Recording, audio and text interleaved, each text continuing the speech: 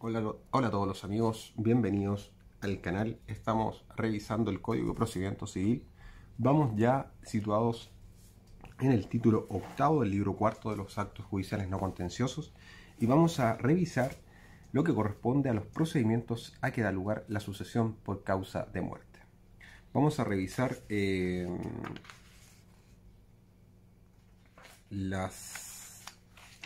todo el párrafo.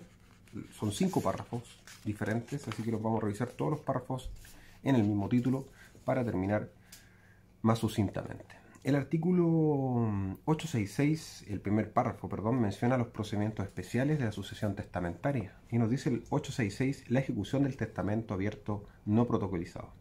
El testamento abierto otorgado ante funcionario competente y que no se haya protocolizado en vida del testador será presentado después de su fallecimiento y en el menor tiempo posible al tribunal para que ordene su protocolización. Sin este requisito no podrá procederse a su ejecución. Con respecto al artículo 867, señala la publicación y protocolización de testamentos otorgados ante testigos y nos dice que la publicación y protocolización de los testamentos otorgados solo ante testigos se hará en la forma prevenida por el artículo 1020 del Código Civil. Con respecto al artículo 868, señala la apertura del testamento cerrado y nos dice que la apertura del testamento cerrado se hará en la forma establecida por el artículo 1025 del Código Civil. Si el testamento se ha otorgado ante notario que no sea del último domicilio del testador, podrá ser abierto ante el juez del territorio jurisdiccional a que pertenezca dicho notario por delegación del juez del domicilio que se expresa. En tal caso, el original se remitirá con las diligencias de apertura a este juez y se dejará archivada además una copia autorizada en el protocolo del notario que autoriza el testamento. Con respecto al artículo 869, señala habilitados para pedir apertura, publicación y protocolización del testamento. Nos dice que pueden pedir la apertura, publicación y protocolización de un testamento cualquiera persona capaz de parecer por sí misma en juicio.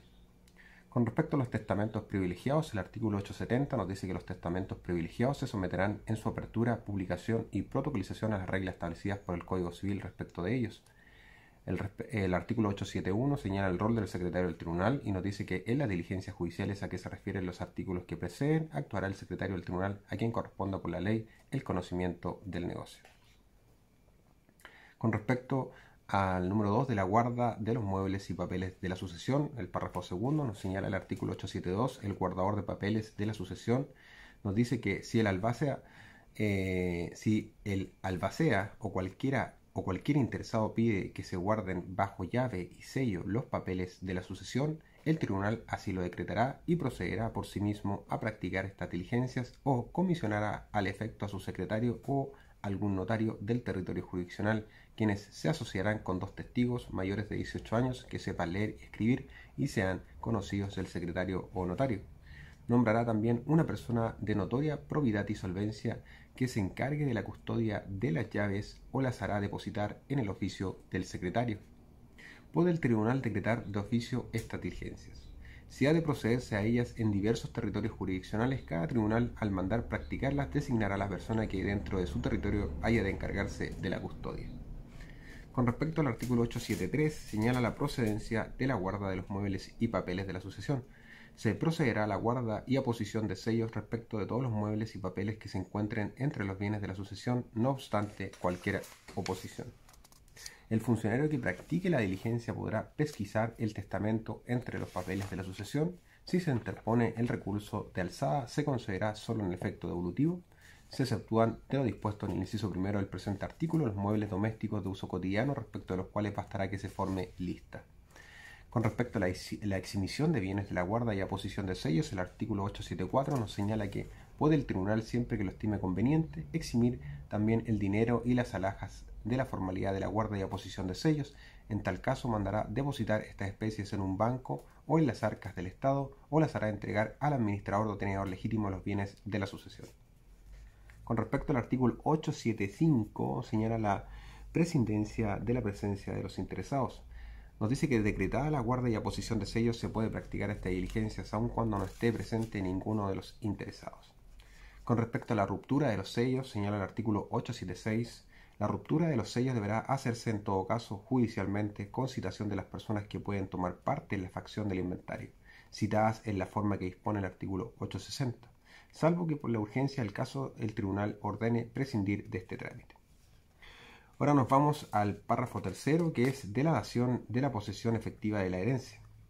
Posesión efectiva de la herencia, el artículo 877 nos dice que se dará posesión efectiva de la herencia al que la pida, exhibiendo un testamento aparentemente válido en que se le instituya heredero.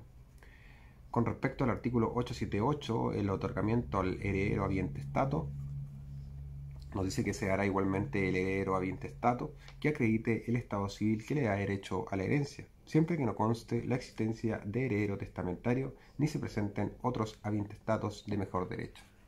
Con respecto a la solicitud de posesión efectiva, el artículo 879 nos dice que la posesión efectiva de una herencia deberá solicitarse para todos los herederos, indicándolos por sus nombres, apellidos, domicilios y calidades con que heredan.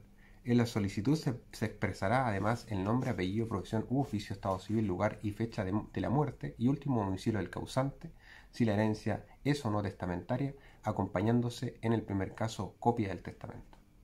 Con respecto al artículo 880, el inventario solemne, al pedir posesión efectiva, nos dice que los herederos que no estén obligados a practicar inventario solemne o no lo exijan al tiempo de pedir la posesión efectiva deberán presentar inventario simple en los términos de los artículos 382 y 384 del Código Civil. Dicho inventario, que se acompañará a la solicitud de posesión efectiva, llevará la firma de todos los que hayan pedido. En todo caso, los inventarios deberán incluir una valorización de los bienes de acuerdo a lo previsto en el artículo 46 de la Ley 16.271. ¿Cuáles son los efectos de la posesión efectiva? El artículo 881 señala que la posesión efectiva se la posesión efectiva se entenderá dada a toda la sucesión, aun cuando solo uno de los herederos la pida. Para este efecto, una vez presentada la solicitud, el tribunal solicitará informe al Servicio de Registro Civil e Identificación respecto de las personas que poseen presuntamente la calidad de herederos conforme a los registros del servicio y de los testamentos que aparecen otorgados por el causante en el Registro Nacional de Testamentos. El hecho de haber cumplido con este trámite deberá constar expresamente en la resolución que conceda la posesión efectiva. La resolución que conceda contendrá el nombre, apellido, profesión u oficio, lugar y fecha de muerte y último domicilio del causante, la calidad de la herencia, indicando el testamento cuando lo haya, su fecha y la notaría en que fue extendido o protocolizado, la calidad de los herederos designándolos por sus nombres, apellidos, profesiones, oficios y domicilios. La resolución terminará, según el caso, ordenando la facción de inventario solemne de los bienes cuya posesión efectiva se solicita o la protocolización del inventario simple de los mismos, sellado previamente en cada hoja por el secretario. Con respecto a la publicación de la resolución que concede la posesión efectiva, nos dice que la resolución que concede la posesión efectiva de la herencia se publicará en extracto por 3 veces en un diario de la comuna o de la capital de la provincia o de la capital de la región cuando allí no lo haya. En dicho aviso podrá también anunciarse la facción del inventario solemne. Hechas las publicaciones a que se refieren los incisos anteriores y previa agregación de una copia autorizada del inventario, el tribunal ordenará la inscripción de la posesión efectiva y oficiará al Servicio de Registro Civil e Identificación, dando conocimiento de este hecho.